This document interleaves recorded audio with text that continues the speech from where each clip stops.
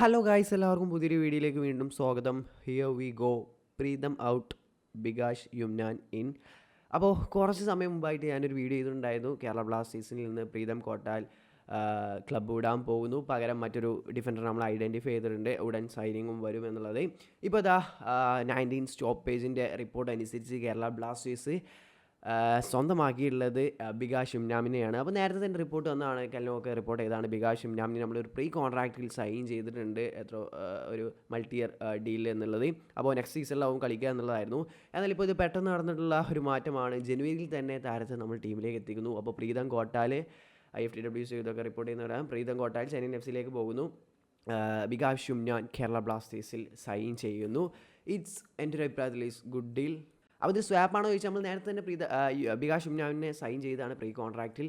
അപ്പോൾ ഇതൊരു സ്വാപ്പ് ഡീലാണോ അറിയില്ല. ഇനിയിപ്പോൾ ജനുവരിയിൽ തന്നെ പെട്ടെന്ന് മാറ്റിയതാവും എന്നറിയില്ല, എന്തെന്ന് അതിനെക്കുറിച്ചൊന്നും കൂടുതൽ അറിയില്ല. എങ്ങനെ ആയാലും ഇതൊരു ഗുഡായിട്ടുള്ള ഡീലാണ്. 21 വയസ്സുള്ളൂ ബികാഷ് ഷിംനാമിന്. അത്യാവശ്യം മികച്ച ഫോമിൽ തന്നെയാണ് താരം നിലവിൽ കളിച്ചുകൊണ്ടിരിക്കുന്നത് ചെന്നൈയിൻ FC. നല്ലൊരു ഡിഫൻഡറാണ്.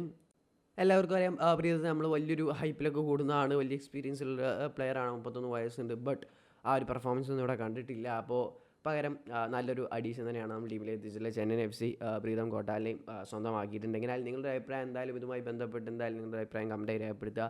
പുള്ളിയെ നമുക്ക് വേണ്ടി റൈറ്റ് ബാക്ക് ആയിട്ടും വേണമെങ്കിൽ കളിപ്പിക്കാവുന്നതാണ്. 7 മത്സരം റൈറ്റ് ബാക്ക് ആയിട്ട് കളിച്ചിട്ടുണ്ട്. ബട്ട് കൂടുതൽ മത്സരം സെൻറ്റർ ബാക്ക് ആയിട്ട് തന്നെയാണ് കളിച്ചിട്ടുള്ളത്. അപ്പോൾ ഇതൊരു നല്ലൊരു ഡീലായിട്ട് തന്നെ എൻ്റെ ഒരു ഒപ്പീനിയനിൽ എനിക്ക് തോന്നുന്നത്. എന്തായാലും നിങ്ങളുടെ അഭിപ്രായം കമൻറ്റായി രേഖപ്പെടുത്തുക. അപ്പോൾ വീഡിയോ അവസാനിക്കുകയാണ്. നെക്സ്റ്റ് വീഡിയോയിലൂടെ വീണ്ടും കാണാം. അതുവരേക്കും ബൈ.